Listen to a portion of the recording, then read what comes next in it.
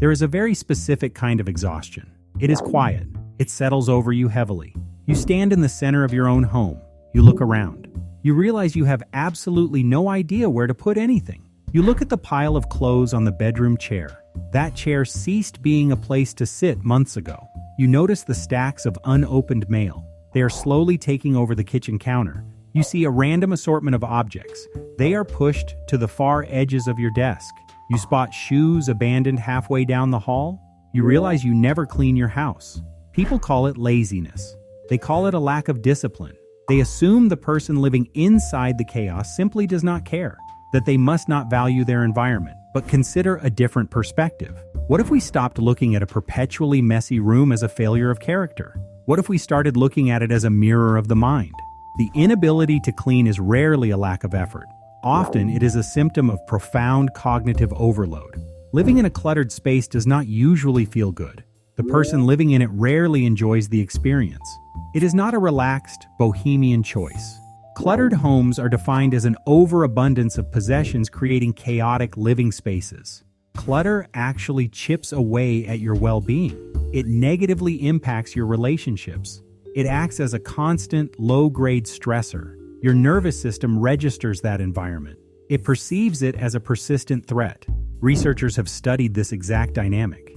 They found that women who described their homes as cluttered had elevated cortisol levels. This elevation indicates chronic stress. You are living inside a punishing paradox. People living in disorganized households often experience higher stress. They face reduced focus. They also deal with emotional exhaustion. Yet this exact emotional exhaustion makes it impossible to act. You simply cannot summon the energy to clean. For many people, the root of this paralysis is clear. It is known as executive dysfunction. Executive functions are crucial cognitive skills. They allow us to plan our actions. They help us start tasks. They also enable us to complete those tasks. Executive dysfunction means having difficulty using these skills. This results in trouble initiating tasks. It causes issues with managing time. It also makes keeping a home and office organized incredibly hard. This is especially true for those with ADHD. ADHD makes managing clutter difficult. Inattention plays a major role. Impulsivity adds to the problem. Poor time estimation makes the process even harder. Together, these traits make it hard to start and finish decluttering. You might pick up a shirt. You carry it toward the closet. You notice a book along the way. That book belongs on the shelf. You take the book to the living room. You find a dirty coffee mug there. Suddenly, you are washing dishes. You are doing this while still holding a pair of socks. This is due to working memory deficits. People forget what they were doing. As a result, clutter continues to accumulate. Every object screams for attention. They all shout at the exact same volume. The brain cannot prioritize. So the brain simply shuts down. Then there is the profound, heavy gravity of depression. Depression carries a specific set of burdens. It is characterized by low energy. It involves a lack of interest. It also brings deep feelings of helplessness. You carry that kind of psychological weight everywhere. Basic self-care tasks like cleaning feel insurmountable. Washing a dish feels too hard. Folding a towel takes too much effort. Sorting through mail is out of the question. Messy living spaces are therefore common among people experiencing depression. The profound fatigue strips away your ability to cope. It removes your capacity to maintain your physical space, but it quickly becomes a cruel cycle. Studies indicate a harsh reality. Clutter and disorganization can worsen depressive symptoms. They can also lower well-being. The mess becomes a physical manifestation of your internal state. It mirrors how empty you feel inside. Looking at the mess reinforces a dark belief. It tells you that you are failing at life. There's another hidden reason people avoid cleaning, because of the sheer terror of making a decision. Clutter can be maintained by indecision. It is also maintained by procrastination. Everyday clutter is essentially a physical accumulation of unmade choices.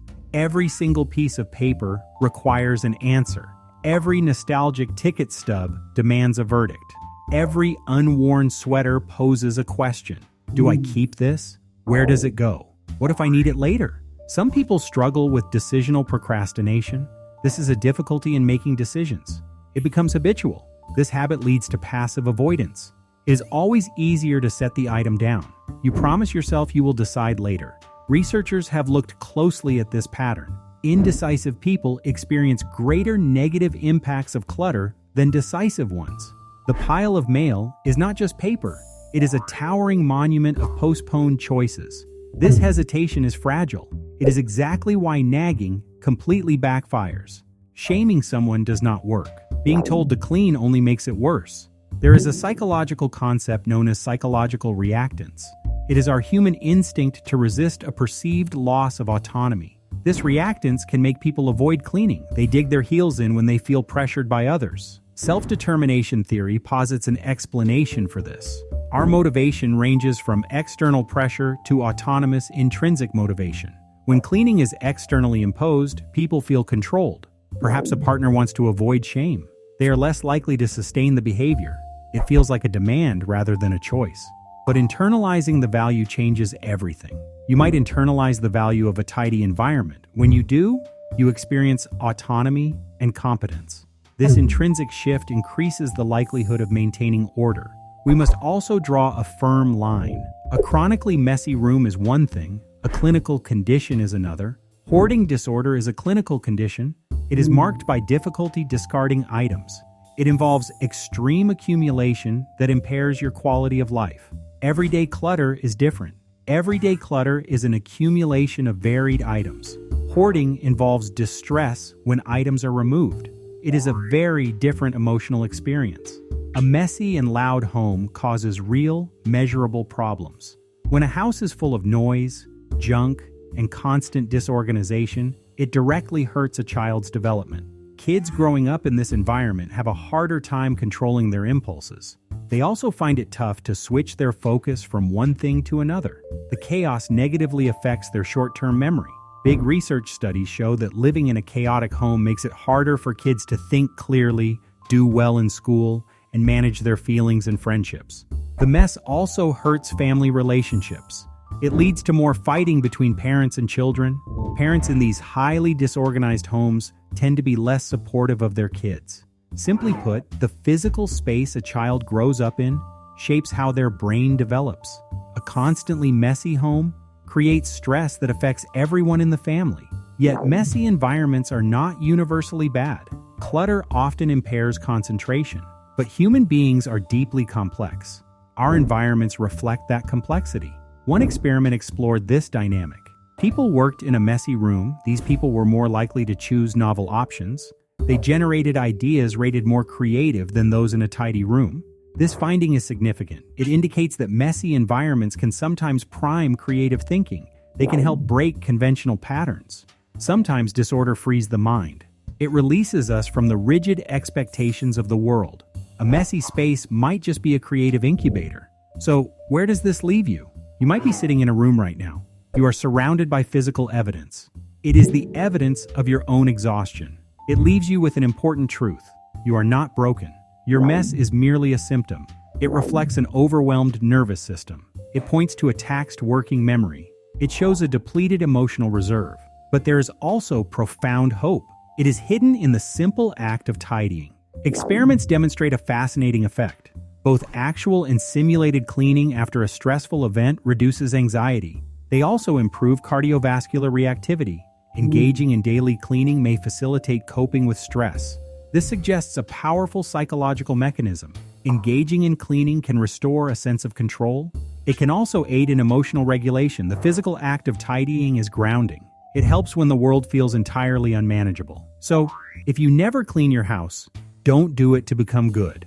A clean house does not make you a better person. Do it to reclaim your own space. Do it to soothe your own nervous system. You can start incredibly small. You can make one single decision today. Forgive yourself for the mess around you. It kept you safe. It held you when you were too tired to function. But your energy will eventually return. When you are finally ready, start small. Clearing your physical space is a compassionate way to begin clearing your mind. If you recognize yourself in these words, you are not alone. Consider subscribing to the channel for more explorations into the quiet psychology of our daily lives.